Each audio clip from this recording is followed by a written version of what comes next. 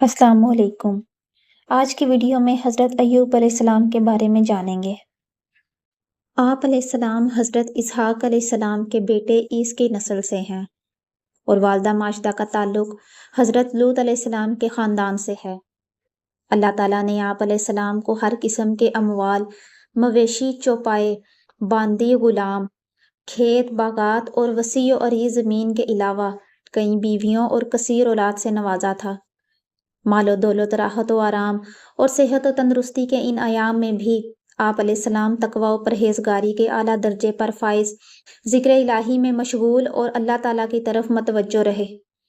نعمتوں پر شکر الہی ادا کرتے، دنیا کی دولت اور زیب و زینت انہیں یاد الہی سے غافل نہ کر سکی۔ پھر اللہ تعالیٰ کی طرف سے ان پر آزمائش آئی اور ان کے سب اموال ختم ہو گئے، مویشی و چوپائے مر گئے، باندی غلام فوت ہو گئے، ایک زوجہ کے علاوہ بقیہ اہل خانہ اور اولاد بھی دنیا سے چلے گئے، حتیٰ کہ شدید مرض کی شکل میں آپ کے جسم مبارک کا بھی امتحان شروع ہو گیا۔ آزمائش و امتحان کا یہ سلسلہ کئی برس تک جاری رہا، لیکن پے در پے مصائب و آلام کے باوجود آپ نے صبر کا دامن مضبوطی سے تھامے رکھا، اور جب بھی کوئی مصیبت آئی تو ان کی زبان سے ناشکری کی بجائے اللہ تعالیٰ کی حمد و ثنا کے کلمات ہی جاری رہے۔ آپ کی آزمائش جس قدر شدید ہوتی گئی، صبر و استقامت میں بھی اسی قدر اضافہ ہوتا گیا، یہاں تک کہ آپ کا صبر ضرب المثل بن گیا۔ بالآخر آپ علیہ السلام نے بارگاہ الہی میں دعا کی، جس سے آپ کی آزمائش ختم ہوئی اور صبر و شکر کے صلے میں شفا کی نعمت ملی، اور اللہ تعالیٰ نے پہلے سے بھی زیادہ مال و اولاد عطا فرما دیے۔ قرآن کریم میں آپ علیہ السلام کا ذکر خیر 4 مقامات پر کیا گیا ہے، سورہ نساء میں اور سورہ انعام میں، اور دوسرے انبیاء کرام کی اسماء مبارکہ کے ساتھ آپ کے نام پاک کا بھی ذکر ہے۔ آپ علیہ السلام کا نام ایوب ہے، اور نسب نامہ سے متعلق مختلف اقوال ہیں، جن میں سے ایک قول یہ ہے: ایوب بن اموس بن زارخ بن عیس بن اسحاق اور بن ابراہیم۔ والدہ محترمہ حضرت لوط علیہ السلام کی اولاد میں سے تھیں۔ زوجہ کا نام رحمت ہے، اور یہ حضرت یوسف علیہ السلام کے بیٹے افراہیم کی شہزادی تھیں۔ آپ علیہ السلام کے بال گھنگریالے، خوبصورت کشادہ آنکھیں، شکل و صورت بہت حسین، گردن چھوٹی، سینہ چوڑا، پنڈلیاں اور کلائیاں مضبوط، اور قد مبارک لمبا تھا۔ علماء تفسیر و تاریخ فرماتے ہیں کہ حضرت ایوب علیہ السلام کے پاس تمام انواع و اقسام کے کثیر اموال تھے، جن میں باندی، غلام، مویشی اور دیگر جانور، اور سنیہ سے لے کر خوران تک وسیع اراضی شامل ہے۔ یوں ہی آپ علیہ السلام کو کثیر اولاد بھی عطا ہوئی۔ آپ علیہ السلام انتہائی عمدہ اوصاف کے مالک تھے۔ مفسرین و مورخین کا بیان ہے کہ حضرت ایوب علیہ السلام بہت مالدار، صحت مند اور کثیر اولاد والے تھے۔ اللہ تعالیٰ نے آپ علیہ السلام کو آزمائش میں مبتلا کیا، چنانچہ آپ کی اولاد مکان گرنے سے دب کر فوت ہو گئی، باندی غلام بھی ختم ہو گئے، تمام جانور جس میں ہزارہا اونٹ اور ہزارہا بکریاں تھیں سب مر گئے، تمام کھیتیاں اور باغات برباد ہو گئے، حتیٰ کہ کچھ بھی باقی نہ رہا۔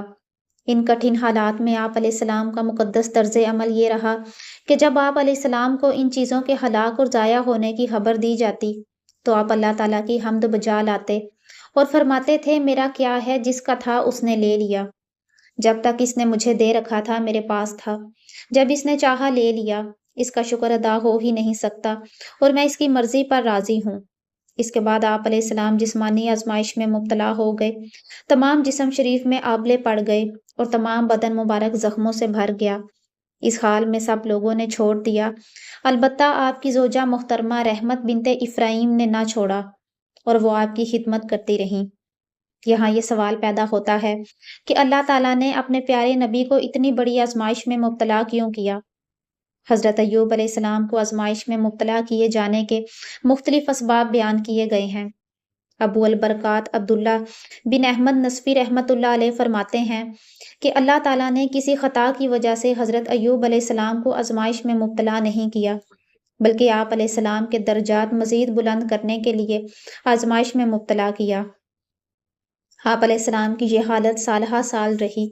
آخر کار کوئی ایسا سبب پیش آیا کہ آپ نے بارگاہ الہی میں دعا کی، چنانچہ قرآن کریم میں ہے، جس کا ترجمہ ہے: اور ایوب کو یاد کرو جب اس نے اپنے رب کو پکارا کہ بے شک مجھے تکلیف پہنچی ہے اور تو سب رحم کرنے والوں سے بڑھ کر رحم کرنے والا ہے۔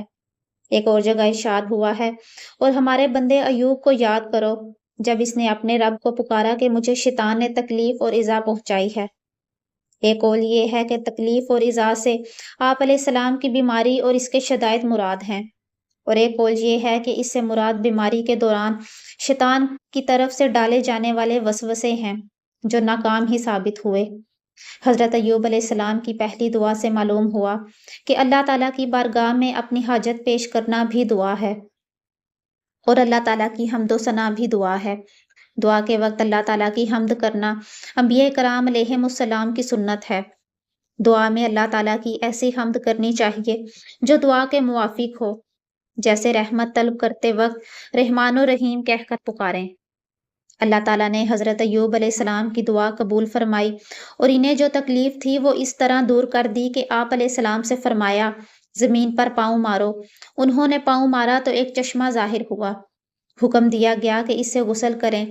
آپ نے غسل کیا تو بدن کے ظاہری حصے کی تمام بیماریاں دور ہو گئیں۔ پھر آپ 40 قدم چلے تو دوبارہ زمین پر پاؤں مارنے کا حکم ہوا۔ آپ نے پھر پاؤں مارا تو اس سے بھی ایک چشمہ ظاہر ہوا جس کا پانی بہت ٹھنڈا تھا۔ علم الہی سے آپ علیہ السلام نے یہ پانی پیا تو اس سے بدن کے اندر کی تمام بیماریاں دور ہو گئیں، اور آپ علیہ السلام کو اعلیٰ درجے کی صحت و تندرستی حاصل ہو گئی۔ حضرت عبداللہ بن عباس رضی اللہ تعالیٰ عنہ فرماتے ہیں کہ شفا یابی کے بعد اللہ تعالیٰ نے حضرت ایوب علیہ السلام کو جنتی لباس پہنا دیا۔ اس کے بعد آپ ایک طرف ہو کر بیٹھ گئے۔ جب آپ علیہ السلام کی زوجہ محترمہ آئیں تو انہیں پہچان ہی نہ سکیں، اور کہنے لگی اے اللہ کے بندے، یہاں جو بیمار تھا وہ کہاں گیا؟ کہیں سے بھیڑیے تو اٹھا کر نہیں لے گئے؟ انہوں نے پریشانی میں اس طرح کی کئی باتیں کی تو آپ علیہ السلام نے فرمایا تیرا بھلا ہو، میں ہی ایوب ہوں۔ عرض کیا آپ کیوں مجھ سے مذاق کر رہے ہیں؟ ارشاد فرمایا تیرا بھلا ہو، میں ہی ایوب ہوں، اللہ تعالیٰ نے میرا جسم دوبارہ ٹھیک کر دیا ہے۔ حضرت عبداللہ بن مسعود، حضرت عبداللہ بن عباس رضی اللہ تعالیٰ عنہ اور اکثر مفسرین نے فرمایا کہ اللہ تعالیٰ نے آپ کی تمام اولاد کو زندہ فرما دیا اور آپ کو اتنی ہی اولاد اور عنایت کی۔ حضرت عبداللہ بن عباس رضی اللہ تعالیٰ عنہ کی دوسری روایت میں ہے کہ اللہ تعالیٰ نے آپ کی زوجہ محترمہ کو دوبارہ جوانی عنایت کی اور ان کے ہاں کثیر اولاد ہوئی۔ اللہ تعالیٰ کی حضرت ایوب علیہ السلام پر یہ عطائیں خاص رحمت خداوندی تھیں، جس میں دوسرے لوگوں کے لیے بہت نصیحت ہے کہ صبر کرنے والا بہت بامراد ہوتا ہے۔ ارشاد باری تعالیٰ ہے جس کا ترجمہ ہے، اور ہم نے اپنی طرف سے رحمت فرما کر اور عبادت گزاروں کو نصیحت کی خاطر ایوب کو اس کے گھر والے اور ان کے ساتھ اتنے ہی اور عطا کر دیے۔ اعلیٰ حضرت امام احمد رضا خان رحمۃ اللہ علیہ فرماتے ہیں کہ ایوب علیہ السلام کتنے عرصے تک بلا یعنی مصیبت میں مبتلا رہے، اور صبر بھی کیسا جمیل، فرمایا جس سے نجات ملی۔ عرض کیا الہی میں نے کیسا صبر کیا؟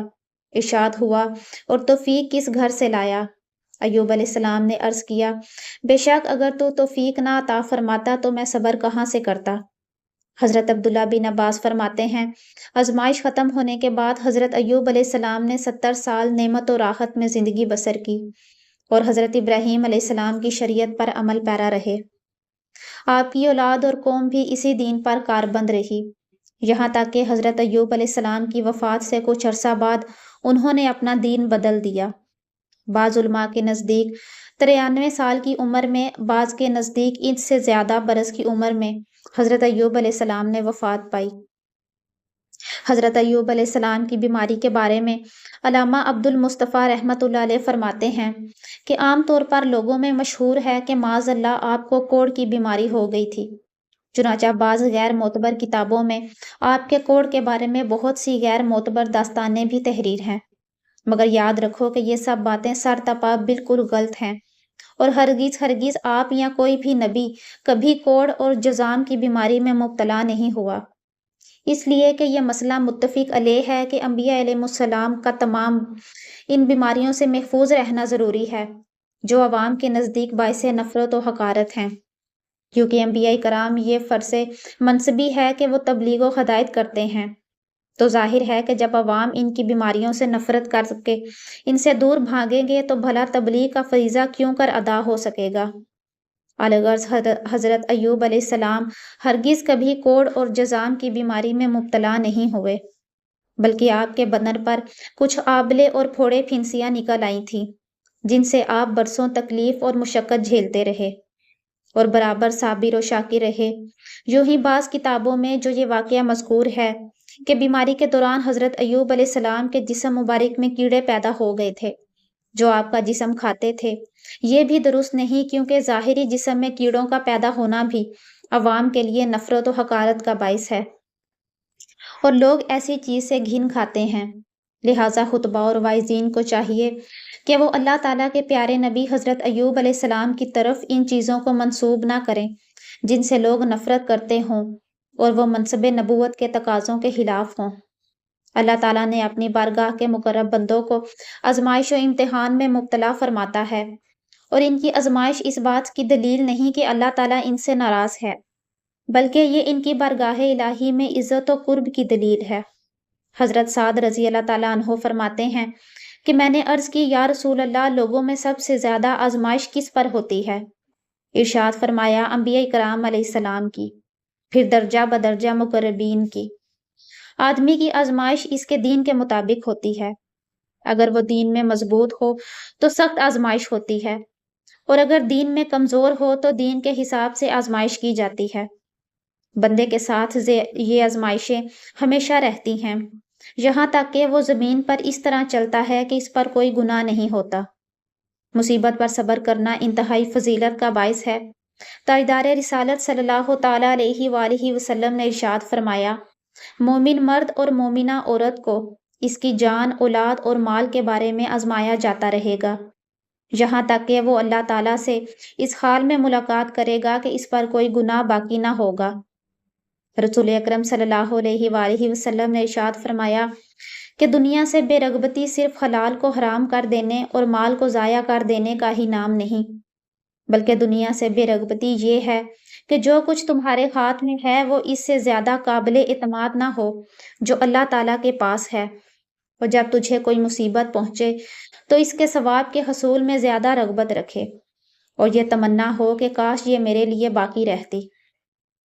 حضور اکرم علیہ السلام نے ارشاد فرمایا، جب اللہ تعالیٰ کی طرف سے کسی بندے کے لیے کوئی درجہ مقدر ہو چکا ہو جہاں تک یہ اپنے عمل سے نہیں پہنچ سکتا، تو اللہ تعالیٰ اسے اس کے جسم یا مال یا اولاد کی آفت میں مبتلا کر دیتا ہے، پھر اسے اس پر صبر بھی دیتا ہے حتیٰ کہ وہ اس درجے تک پہنچ جاتا ہے جو اللہ تعالیٰ کی طرف سے اس کے لیے مقدر ہو چکا ہو۔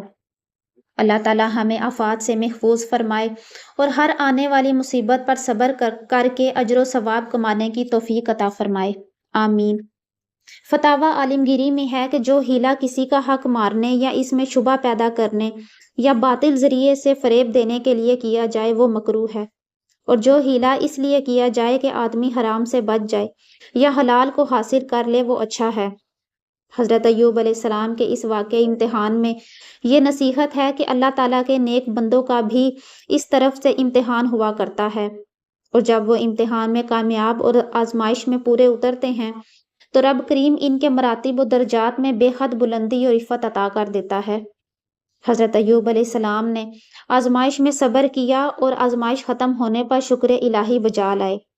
اس میں ہمارے لیے نصیحت ہے کہ مشکلات و مصائب اور بیماریوں میں صبر و ہمت سے کام لیں اور اب تعالیٰ کی رضا پر راضی رہیں، اور جب یہ آزمائشیں ختم ہو جائیں تو شکر الہی ادا کرتے ہوئے اس کی اطاعت و عبادت پر کمر بستہ ہو جائیں۔ آپ علیہ السلام کی زوجہ تاریخ انسانی کی وہ عظیم ترین خاتون ہیں جنہوں نے وفا شاری کی ایک اعلیٰ مثال قائم کی کہ مال و اولاد کی محروم پر صبر کیا، شوہر پر آنے والی مصیبت کو بڑے صبر اور ہمت و حوصلے سے برداشت کیا، مصیبت کی اس گھڑی میں انہیں تنہا چھوڑ دینے کی بجائے بھرپور انداز میں ان کا ساتھ نبھایا اور ہر دکھ درد میں اپنے شوہر کے شانہ بشانہ رہیں۔ ان کا یہ عمل اس دور کی خواتین کے لیے مشعل راہ ہے۔ آپ علیہ السلام کی زوجہ نے مصائب و آلام کے دنوں میں اپنے شوہر کی خدمت گزاری کر کے انہیں خوش کیا تو اس کے صلے میں اللہ تعالیٰ نے ان پر رحمت فرمائی۔ شوہر کو خوش رکھنا بیوی کے لیے نہایت ثواب کا کام ہے، اور تنگ کرنا اور ایذا پہنچانا سخت گناہ ہے۔ ہمارے ہاں بعض اوقات معمولی سی بات پر بیویاں شوہر سے طلاق کا مطالبہ کر دیتی ہیں اور یہ حرکت شوہر کے لیے نہایت تکلیف دہ ہوتی ہے۔ حدیث پاک میں ہے کہ جو عورت بغیر کسی حرج کے شوہر سے طلاق کا سوال کرے اس پر جنت کی خوشبو حرام ہے۔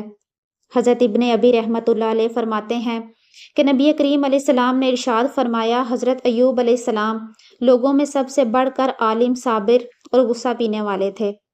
حضرت عبداللہ بن مسعود رضی اللہ تعالیٰ عنہ سے مروی ہے کہ حضرت ایوب علیہ السلام قیامت کے دن صبر کرنے والوں کے سردار ہوں گے۔